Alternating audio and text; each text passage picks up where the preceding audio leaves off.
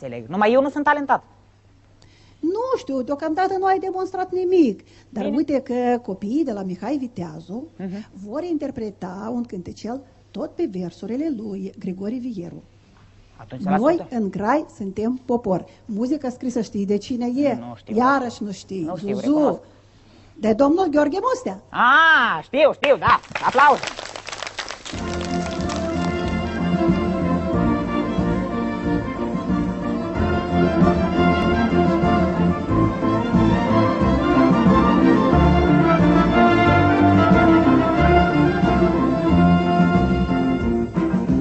Dintr-o pasăre măiastră ne-am născut pe acest pământ.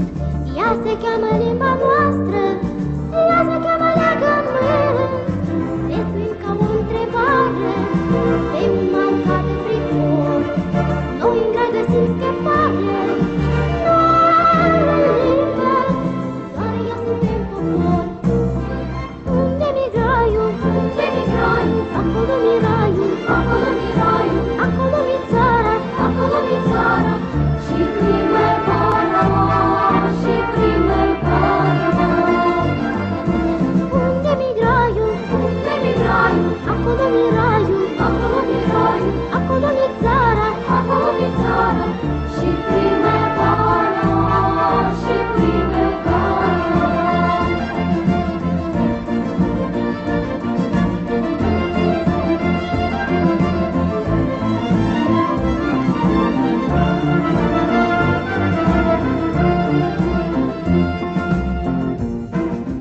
Limba noastră ne-a dat nume, flori de cântec și de gând. Ea ne dă ce întreaga lume nu ne poate da nici când. Frate cu verde ramuri și cu râul de cleștar, din oglindare mi neamul, frumusețea se declar. Unde mi graiul? Unde mi graiul? Acolo mi raiul, acolo mi raiul, acolo mi țara, acolo mi țara. Și primăvara, și primăvara. Unde mi graiul? Unde mi graiul? Acolo mi raiul, acolo mi raiul, acolo mi țara, acolo mi țara. Și primăvara, și primăvara. Dintr-o pasăre măiastră ne-am născut pe acest pământ. Ea se cheamă limba noastră, ea se cheamă legământ. Desuim ca o întrebare pe un manca de frifor. Noi ne găsim scăpare, doar în limbă, doar noi suntem popor. Unde mi graiul? Unde mi graiul? Acolo mi raiul, acolo mi raiul, acolo mi țara, acolo mi țara. Și primăvara, și primăvara.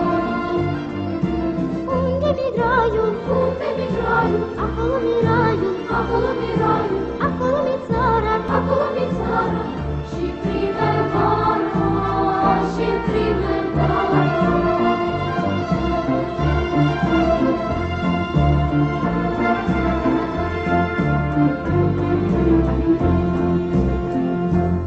Haideți să aplaudăm pe copiii de la Liceul Teoretic Mihai Viteazu.